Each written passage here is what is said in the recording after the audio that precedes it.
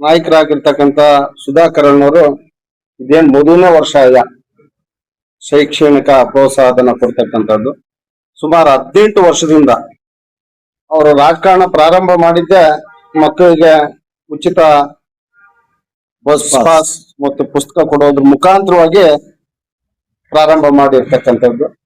ಈ ರೀತಿ ಅವರು 18 ವರ್ಷದಿಂದ ಇವತ್ತು ಶಿಕ್ಷಣಕ್ಕೆ ಹೆಚ್ಚಿನ ಒಂದು ಪ್ರೋತ್ಸಾಹ ಕೊಟ್ಟಿದ್ದಾರೆ, ಸಾಂಸ್ಕೃತಿಕ ಕಾರ್ಯಕ್ರಮಕ್ಕೆ ಹೆಚ್ಚಿನ ಒಂದು ಪ್ರೋತ್ಸಾಹ ಕೊಟ್ಟಿದ್ದಾರೆ.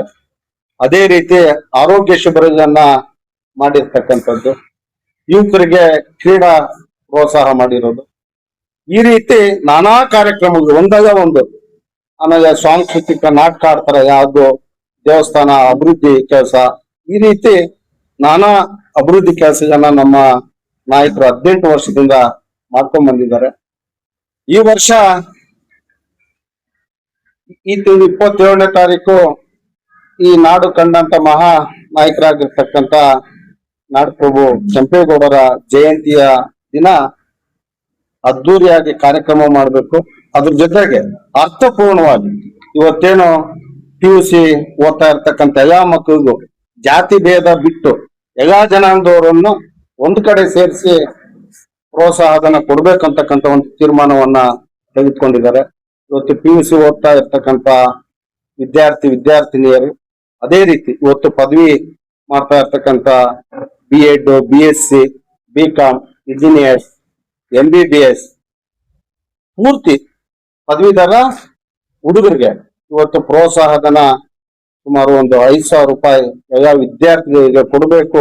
ಅವರ ಶಿಕ್ಷಣದ ಗುಣಮಟ್ಟವನ್ನ ಅಭಿವೃದ್ಧಿ ಪಡಿಸ್ಬೇಕು, ಸಮಾಜದ ಒಳ್ಳೆ ನಾಯಕರನ್ನಾಗಿ ರೂಪಿಸ್ಬೇಕು ಅಂತಕ್ಕಂಥ ದೃಷ್ಟಿ ಇಟ್ಕೊಂಡು ಇವತ್ತು ಸುಮಾರು ಒಂದು 9,000 ವಿದ್ಯಾರ್ಥಿಗಳಿಗೆ ಇವತ್ತು ಪ್ರೋತ್ಸಾಹಧನ ಕೊಡ್ತಕ್ಕಂಥ ಕೆಲಸ ನಮ್ಮ ನಾಯಕರು 27ನೇ ತಾರೀಕು ಬಯಸ್ತೇನೆ.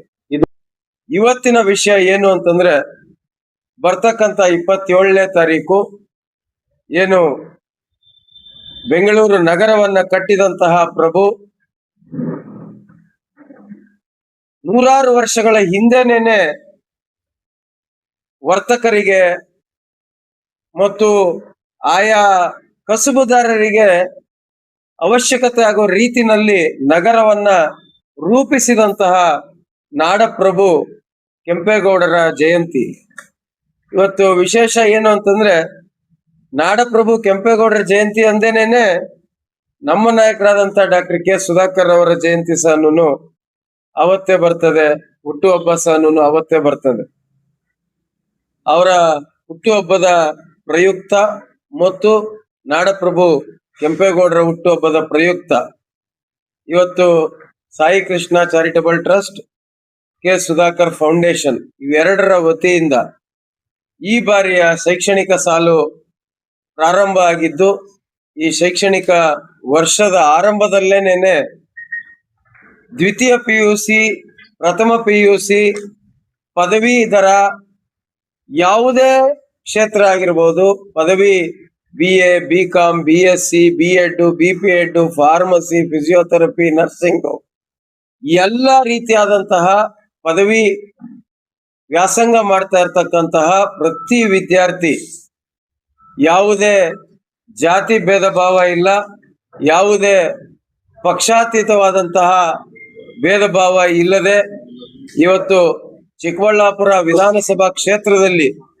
ಎಷ್ಟು ಜನ ವಿದ್ಯಾರ್ಥಿಗಳಿದ್ದಾರೆ ಆ ಎಲ್ಲ ವಿದ್ಯಾರ್ಥಿಗಳಿಗೆ 5,000 ರೂಪಾಯಿಗಳ ಒಂದು ಪ್ರೋತ್ಸಾಹ ಧನವನ್ನ ನೀಡತಕ್ಕಂತಹ ಮಹತ್ತರವಾದಂತಹ ಯೋಜನೆಯನ್ನ ಸನ್ಮಾನ್ಯ ಡಾಕ್ಟರ್ ಕೆ ಸುಧಾಕರ್ ಅವರು ರೂಪಿಸಿಕೊಂಡಿದ್ದಾರೆ.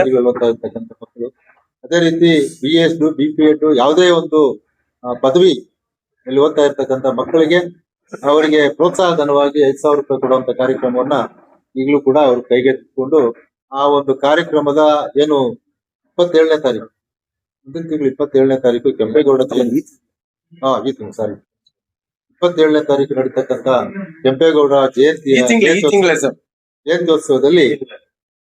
ಜಯಂತ್ಯೋತ್ಸವದಲ್ಲಿ ಒಂದು ದೊಡ್ಡ ಕಾರ್ಯಕ್ರಮವನ್ನು ಮಾಡಿ ಬೃಹತ್ ವೇದಿಕೆಯ ಮುಖಾಂತರ ಅಲ್ಲಿ ಏನು ರಕ್ತದಾನ ಶಿಬಿರವನ್ನು ಏರ್ಪಡಿಸಿ, ಅದೇ ರೀತಿ ಸಾಂಸ್ಕೃತಿಕ ಕಾರ್ಯಕ್ರಮ. ಬಹುಶಃ ಡಾಕ್ಟರ್ ಸುಧಾಕರ್ ಅಂದ್ರೆ ನಿಮ್ಗೆಲ್ಲ ಗೊತ್ತಿದೆ, ಏನು 23ರಲ್ಲಿ ಚಿಕ್ಕಬಳ್ಳಾಪುರದಲ್ಲಿ ಸ್ಟೇಡಿಯಂ ಅಲ್ಲಿ 1 ವಾರಗಳ ಕಾಲ ಆ, ಮೈಸೂರು ದಸರಾ ರೀತಿಯಲ್ಲಿ ಒಂದು ಸಾಂಸ್ಕೃತಿಕ ಕಾರ್ಯಕ್ರಮಗಳನ್ನ ನಡೆಸ್ಕೊಟ್ಟಿದ್ದು ನಿಮ್ಗೆಲ್ಲ ಕಣ್ಮುಂದೆನೇ ಇದೆ. ಜನತೆಗೂ ಕೂಡ ಗೊತ್ತಿದೆ. ಅದೇ ರೀತಿ ಇವತ್ತು ಅವರು ಸಾಂಸ್ಕೃತಿಕ ಕಾರ್ಯಕ್ರಮಗಳಿಗೆ ಪ್ರೋತ್ಸಾಹ ಕೊಡುವಂತ ಅವ್ರ ಗುಣ. ಹಾಗಾಗಿ ಕೆಂಪೇಗೌಡರ ಜಯಂತಿ ಅಂದ್ರೆ 27ನೇ ತಾರೀಕು ಬಹುಶಃ ಅವರು ಕೂಡ ನಮ್ಮ ಡಾಕ್ಟರ್ ಸುಧಾಕರ್ ಅವರ ಜನ್ಮದಿನ ಅವರು. ಹಾಗಾಗಿ ಕೆಂಪೇಗೌಡರು ಹುಟ್ಟಿರ್ತಕ್ಕಂಥದ್ದು ಮತ್ತು ಡಾಕ್ಟರ್ ಸುಧಾಕರ್ ಹುಟ್ಟಿರ್ತಕ್ಕಂಥದ್ದು 27ನೇ ತಾರೀಕು ಜೂನ್. ಹಾಗಾಗಿ ಅವತ್ತು ಕೂಡ